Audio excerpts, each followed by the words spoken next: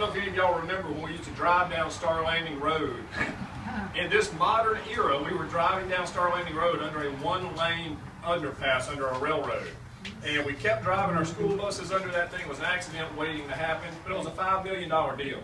It was expensive, and the senator got us the money to make that unsafe situation better. He's done, you know, y'all all know about the Regional Sewer Authority and all the problems we've had trying to get that thing up and running, and the senator has funded all that money to get that thing going.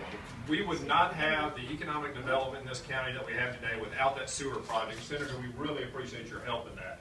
Thank you, Dan. And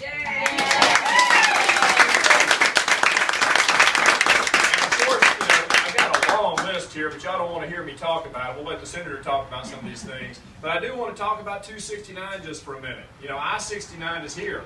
It's headed over to Tunica. We're already seeing the benefits of that. And Mike Taggart tells us in 2017 we're going to be driving on 269, which is going to connect us to Collierville. As y'all, most of y'all know, we are calling that the International Trade Corridor. I think we have only begin to see the tip of the economic boom that we're going to see when that happens. And Senator, once again, that's been due to your leadership. And we appreciate that. So, as y'all know, the Senator doesn't ask us for much. We go to D.C. every year and ask you for things. And so finally, and he's still not asking, I'm going to ask on his behalf. We've been asking the senator for things for years. Now I think it's time for us to help the senator. Let's help him keep helping us. So,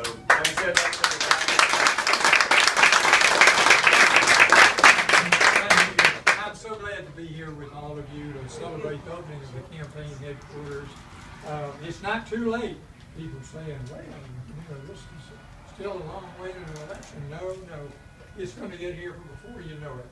November the 4th. Sounds like a long time away when you see a pretty day like we're having here. The weather's been gorgeous the past few days that I've been in North Mississippi. And, you know, I'm a resident of the 1st Congressional District of Mississippi, and that's your neighbor. I am the neighbor to Desoto County on the southeast, and I'm happy to be a resident of Lafayette County. And we want to also emphasize the fact that South Haven and Desoto County and all of West Mississippi and Northeast Mississippi are very important sectors of our state's economy. And if you think about the military and the training that goes on in the areas of our state, you have to be proud of the fact that we are involved actively in helping to do what our goals ought to be, in my view, as a government. Continued peace and safety and security of American citizens ought to be number one.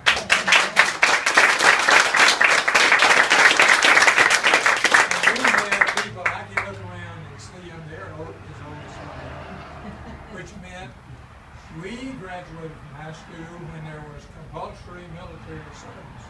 It wasn't whether you wanted to go join the Army or the Navy or the Air Force or something. You had to go. It was the law of the land. And you were 18, you signed your name and told them where you lived and everything so they could find you. And I proudly became involved when my parents giving me counsel and advice. I applied for a Navy ROTC scholarship. And my mother's brother had been a naval officer in World War II on an aircraft carrier, and I remember growing up just idolizing him. My dad had a brother who was a tank platoon leader at the Battle of the Bulge, one of the toughest engagements in the military had in World War II.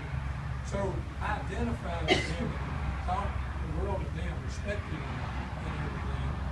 And so it wasn't that I was against serving in the military, but I wanted to find a path that suited me best. And so I applied for a Navy ROTC scholarship admission.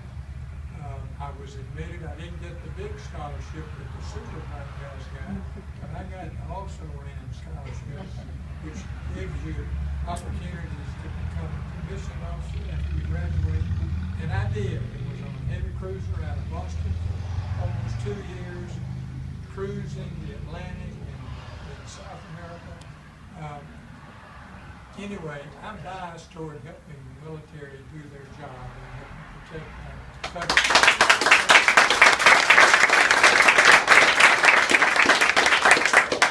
And the second thing is economic. First of all, physical safety and protection of our security interests as a nation and as a people. But the next step is helping to be sure we educate and train the people, the working people of our country, so that we remain #1 economically in the world. That's very important.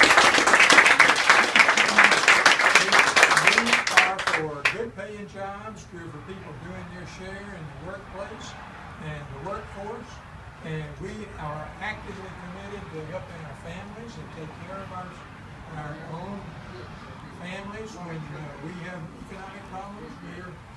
Our first line of defense is go to work. Let's go to work. Let's take care of this. Let's figure out a way to do it. And I think that needs to be thought about from time to time and associated with the Republican Party's initiatives for economic independence and success for all Americans, peace and security as an American.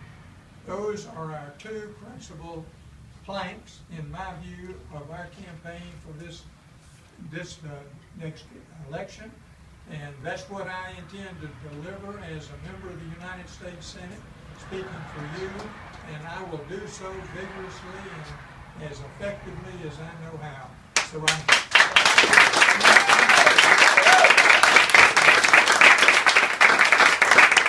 I'm delighted to join you today. Unfurl the banner or the class against the whole, whatever you think you ought to do. But let's go forth and win these elections at the local level and at the national level and restore our economic and security as a nation, economic interest and security as a nation. Go forth and rejoice.